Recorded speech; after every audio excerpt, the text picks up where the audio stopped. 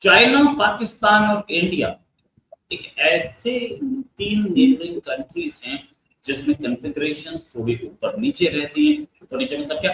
China Pakistan सीधे-सीधे India के खिलाफ है और ऑपरेशन सिंदूर के दौरान चाइना ने इंटेलिजेंस दी पाकिस्तान को, और इस इंटेलिजेंस शेयरिंग में चाइना सीक्रेटली इंटेलिजेंस शेयर कर रहा था, जिसको अब चाइना ने जाकर डिनाई कर दिया।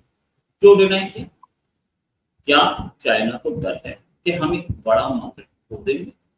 क्या चाइना को डर है कि इंडिया और चाइना के ट्रेड रिलेशंस खराब होंगे?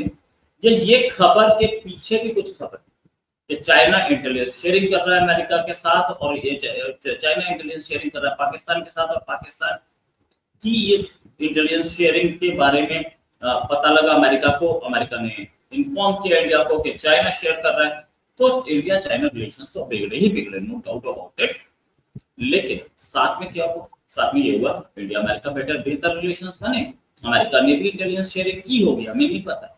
लेकिन हमारे पास जो खबरें हैं उस हिसाब से अमेरिका के प्लेन लैंड तो किए थे इंडिया, कुछ ट्रैकिंग इक्विपमेंट आया, नो डाउट ऐसी चीजें थी। तो ये कॉन्फ़िगरेशन कहाँ जा रही है? और चाइना क्यों डिनाई कर रहा है अपने शहद से मीठी दोस्ती और समुद्र से गहरी दोस्ती, हिमालय से ऊंची दोस्ती? ये क्यों डिनाई कर रहा है कि मैंने उस इतनी अच्छी दोस्ती को इंटेलिजेंस शेयरिंग या उसको मदद की थी? इसी बात करने के लिए हमारे साथ गिरधर ममीडी जी, जो कि खुद गूगल इंडिया के सीएफओ रह चुके हैं, कई कंपनीज में काम कर चुके हैं, खुद कई कंट्रीज में काम कर चुके हैं। सर बहुत बहुत स्वागत आपका हमारे शो में।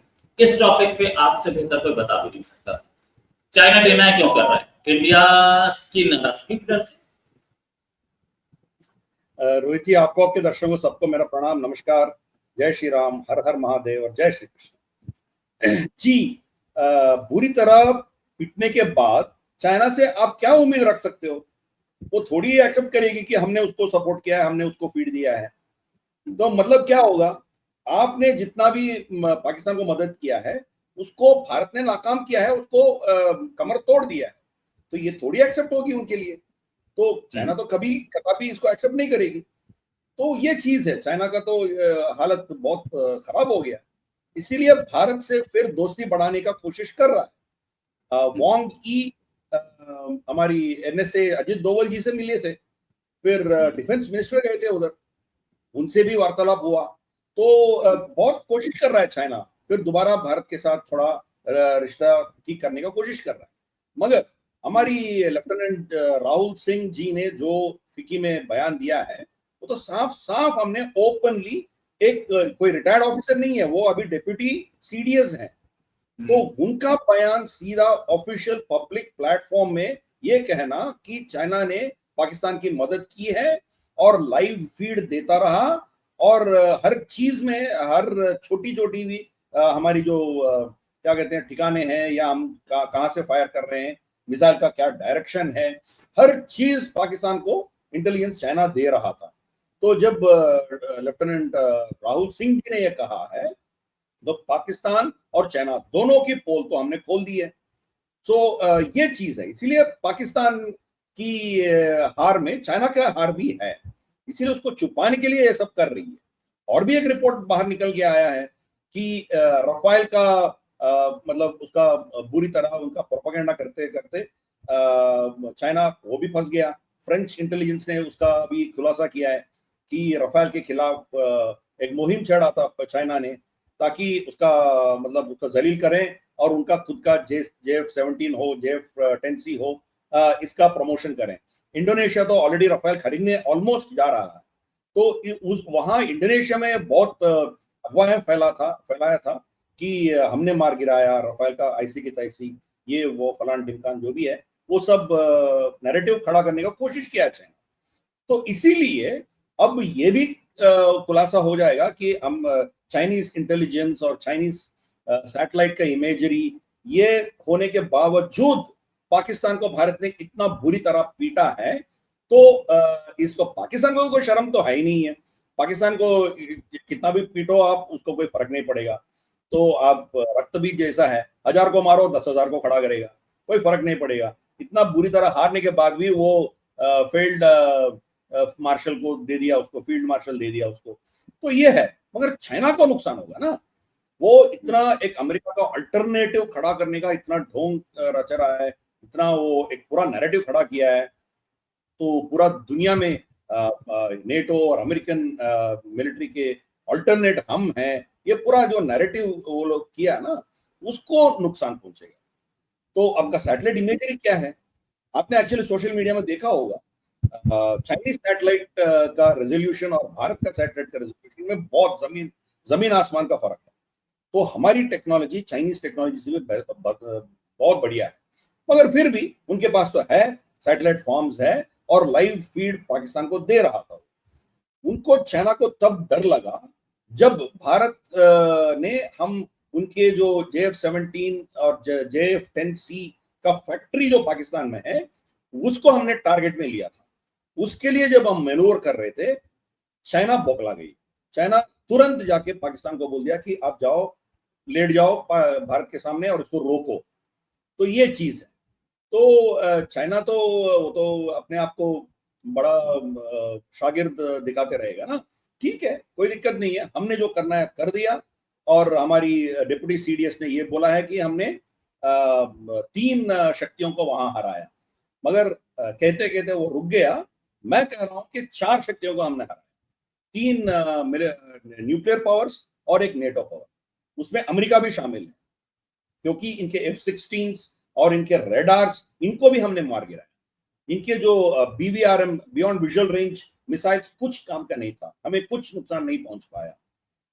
इनका PL-15E तो छोड़िए चाइना का, मगर अमेरिका का भी जो F-16 में इस्तेमाल करना था वो भी कुछ नहीं कर पाया। F-16 को निकाल के कहीं बलूचिस्तान, कहीं अफगानिस्तान बॉर्डर में कहा वो लेके गया उसको बचाने के लिए।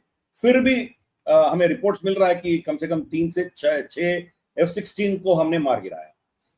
तो भुलारी में ही वो कम से कम 3-4 मतलब F-16 मतलब 10 हो गया। मगर ये चीज है, तो अमेरिका, पाकिस्तान और चाइना तीनों को हमने हराया। और एक नेटो देश टर्की, उनका ड्रोन्स और उनके ऑफिसर्स भी वहां मौजूद थे, वो एक्चुअली डायरेक्ट कर रहे थे ड्रोन्स को। जब हमने अटैक किया, टर्की का भी ऑफिसर्स मर गए थे, उनको भी हमने निशाना कर दिया, उसको भी मार दिया। तो ये चीज है, इसलिए चाइना किस मुंह से वो एक्सेप्ट करेगा कि हाँ हमने उसको समर्थन दे रहे थे।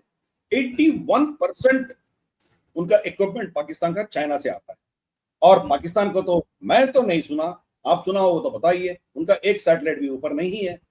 पाकिस्तान का लेबल चिपका के चाइना खुद एक सैटेलाइट ऊपर भेज दिया इसके नाम पे, उसको छोड़ के इनके पास तो कोई सैटेलाइट फॉर्म नहीं है, और कोई इनका नेविगेशन तो कुछ कर नहीं सकता है। वो इनके जितने भी सैटेलाइट्स हैं जो यहाँ वो उड़ाने का कोशिश किया है, वो सब मछलियां खा रहे हैं अरेबियन सी में। तो ये चीज है। तो फिर उनको सपोर्ट कहाँ से मिल रहा है, फीड कहाँ से मिल रहा है? अमेरिका तो दे नहीं रही है, तो कौन दे रहा है? इजराइल थोड़ी देगी उसको, तो देना किसको है? रशिया तो नहीं देगी, रशिया देगी तो फिर ऑब्वियसली हमारी रिश्ता खराब हो जाएगा। तो कौन दे रहा है उसको? चाइना ही तो दे रहा था। और ये मैं नहीं कह रहा, उनका खुद का डिफेंस मिनिस्टर ख्वाजा आसिफ, वो खुद एडमिट किया है। जब कोई पत्रकार ने उनसे पूछा था कि क्या चाइना आपका मदद किया है इंटेलिजेंस में और सैटेलाइट इमेजरी में, वो उनका बयान था कि ये तो नॉर्मल है, रूटीन है, उसमें क्या बड़ी बात है।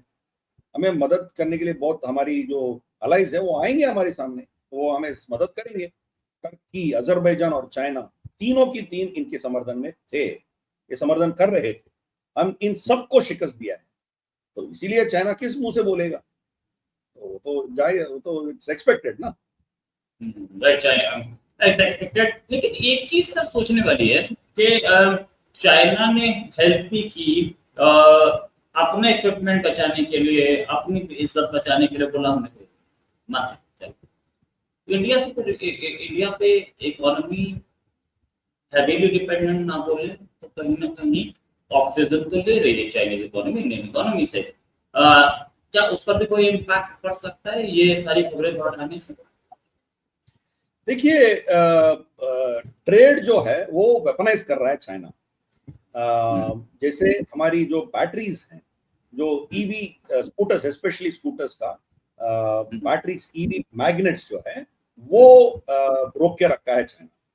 दूसरा, यूरिया एक्सपोर्ट भी रोक के रखा है। तो हम लगभग 100% उनके ऊपर डिपेंडेंट हैं। तो इसीलिए जो ईवी इंडस्ट्री है भारत में, वो शायद इस महीने या कुछ हफ्ते के बाद शायद उसको शट डाउन करना पड़ेगा, उसको बंद करना पड़ेगा। इस सिचुएशन में आ गए हैं। तो वो रीजन ये दे रहा है कि हम उसको चेक करेंगे कि ये अमेरिका के हाथ ना लगे।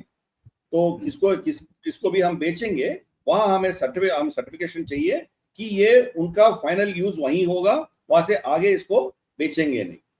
तो उसका सर्टिफिकेशन कौन देंगे? उनके एम्बेसी देंगे। तो यहाँ दिल्ली बैठे उनके एम्बेसी सर्टिफिकेट दे ही नहीं रही। तो हमारी पूरा इंडस्ट्री गया था उधर, जाके गौहर में मतलब उसको रिक्वेस्ट किया था कि प्लीज आप कुछ करो, मगर वो सुन नहीं रहा है। अजीत डोवल जी और राजनाथ सिंह जी जब वहां गए थे एससीओ समिट में और बाकी इश्यूज पे, तब भी ये मुद्दा उठाया था हमने उसके सामने। वो वेपनाइज कर रहा है। तो ठीक है, उनको कुछ ना कुछ हमारे खिलाफ करना था, क्योंकि इतना बुरी तरह उनको हमने मारा है, इतना पीटा है, तो कुछ ना कुछ बड़ा निकालने के लिए कुछ कर रहा है। बट लॉन्ग टर्म में क्या होगा, धीरे धीरे से ये जो चाइना के साथ हमारी जो डिपेंडेंसी है, उसको हम डिकपल करेंगे। समय लगेगा, इमीडिएटली तो नहीं होगा, शायद 5 6 10 साल में के बीच में हम कुछ करेंगे। अब देखिए एपीआई ले लीजिए, एक्टिव फार्मास्यूटिकल इंग्रेडिएंट्स। 2004 से पहले, मतलब यूपीए आने से पहले, लगभग 60 से 70% एपीआई भारत में बन रहा था। 2004 से लेके 2014 होते होते यूपीए के 10 साल के कालखंड में हमने लगभग 80 से 85% चाइना के ऊपर डिपेंडेंसी हो गया हमारा। मतलब आप सिंपल चीज, सी विटामिन टैबलेट आपको यहाँ बनाना हो तो उसका एक्टिव फार्मास्यूटिकल इंग्रेडिएंट्स चाइना से आता है। जब बीजिंग ओलंपिक्स हुआ था, वो लोग बंद कर दिए थे सब। तो हमारा कोविड के टाइम हमारे पास सी विटामिन नहीं मिल रहा था, सी विटामिन टैबलेट्स, तो वो सब उनके पास है। तो मतलब पूरे हमारी जो मेडिकल हेल्थ सिक्योरिटी है, वो चाइना के हाथ में सौंप दिया यूपीए रेजिम ने। तो वहां से निकलना बहुत मुश्किल है, समय लगेगा। आपके पास फॉर्मुलेशंस है, आपके पास एंड प्रोडक्ट्स है, मगर एपीआई तो वहीं से आ रहा है। सेम थिंग आपके टेक्नोलॉजी इंडस्ट्री में भी देखिए, आपके जितने भी आपके लैपटॉप्स, डेस्कटॉप्स, आपके सेल फोन्स, आपके स्मार्ट डिवाइसेस जो भी है, वो सब चाइना में ही बनता है। तो मेजॉरिटी वहीं से आ रहा है, तो एकदम से उसको बंद नहीं कर सकते हो, तो उसको वेपनाइज कर। तो ऑल्टरनेट हम क्या कर रहे हैं, हम जापान के साथ और बाकी क्वाड देशों के साथ हम रिश्ता बना रहे हैं। फिर मोदी जी का ये पर्यटन जो है, 5 देशों का पर्यटन, उसमें भी यही मुद्दा है। अर्जेंटीना के पास रेयर अर्थ मिनरल्स हैं, तो उनको कैसे एक्सट्रैक्ट करें, भारत का भागीदारी क्या हो, उसी के मुद्दे पे बात किया है। सेम थिंग नामीबिया भी वही चीज है, फिर घाना में भी वही चीज है। तो ये हम अल्टरनेट ढूंढ रहे हैं। जापान और भारत दोनों मिलके इस चीज में जाने का हम कोशिश कर रहे हैं। जापान का प्रॉब्लम है कि वो इन्वेस्ट कर सकता है, मगर उनके पास काम करने के लिए लोग नहीं है, उनका पॉपुलेशन बहुत कम है। तो इसीलिए भारत का कंपनीज जाएंगे, भारत का हमारी लेबर फोर्स और हमारी टेक्निकल टीम जाएगी, जापान इन्वेस्ट करेगी। तो मतलब अब से 4 5 साल के अंदर अंदर चाइना के ऊपर हमारी डिपेंडेंसी जो है कम होगा। इसीलिए ये डर सता रही है उनको। वो हमें सताना हो तो ये आने वाली 3 4 साल में बहुत सता सकते, वो कुछ कर सकती है भारत के साथ, पर उसके बाद वो कुछ नहीं कर पाती। इसीलिए वांग ई, अजित डोवल जी से बात करना हो तो क्या बात करते हैं, नेशनल सिक्योरिटी एडवाइजर से बॉर्डर इश्यूज बात कर सकते हैं, सिक्योरिटी इश्यूज के मुद्दे पे बात कर सकते हैं, डिसएंगेजमेंट के बारे में बात कर सकते हैं, या कुछ और मुद्दे को ऊपर बात कर सकते हैं। मगर वो बात किस चीज पे कर रहा था? ट्रेड इश्यूज पे कर रहा था कि अब तो शांति हो गया बॉर्डर में, प्लीज आप आपका ट्रेड खोल दो, हम हमारी गुड्स आके वहां डंप करेंगे। तो ये चीज है। और देखो, हम कैलाश मानसरोवर यात्रा भी हम खोल रहे हैं आपके लिए, तो इतना दोस्ती हो गया हम दोनों के बीच में, तो प्लीज अलाउ अस। क्योंकि वहां तो ट्रंप ने उसको बैंड बजा रहा है, तो जाएंगे तो कहाँ जाएंगे? उनको अमेरिका छोड़ के नेक्स्ट बिगेस्ट कंज्यूमर मार्केट तो भारत है, जहां अनटैप, मतलब ये लोग ऑलरेडी यूरोप में घुस चुके हैं, यूरोप में और ज्यादा करने का वहां क्षमता नहीं है। तो यूरोप का खुद का प्रोडक्शन जो है चाइना को रेसिस्ट कर रहा है, तो जाएंगे तो कहाँ जाएंगे? इधर आना चाह रहे हैं। BYD जो टेस्ला का कॉम्पिटिटर है दुनिया में, वो भारत में फैक्ट्री लगाना चाह रहा था, हमने उसको डिनाई किया, रिफ्यूज किया हमने। तो ये चीज है। तो उनको, चाइना को भारत की जरूरत है, मगर कुछ हरकत कर रहा है अभी भी, इसीलिए हमारी डिप्टी सीडीएस ने खुले मंच पे उनको एक्सपोज किया है। मतलब चाइना को ये मैसेज दे दिया, आप ये गलत फहमी में मत रहिए कि हम नहीं जानते हैं आप जो कर रहे हैं, आप जो हरकत कर रहे हैं। तो इसीलिए हमारी ट्रेड जो है उसके ऊपर डिपेंडेंट होगा, आपकी बर्ताव कैसा होगा हमारे साथ उसके ऊपर डिपेंडेंट होगा। आप फ्री लंच मत एक्सपेक्ट कीजिए, ये मैसेज हमने चाइना को दिया। Right. Thanks a lot brother sir for joining. ये चाइना जिसको बात आप अच्छी तरह से जानते हैं, आप इधर जा भी चुके हैं, आपका आपने इनसे नेगोशिएशंस भी बहुत किए, कितना दोगुना एक्सपोज करने में आपसे बेहतर कोई नहीं। Thanks a lot sir for joining. उम्मीद है जल्दी डिस्कशन और करेंगे। अभी के लिए नमस्कार।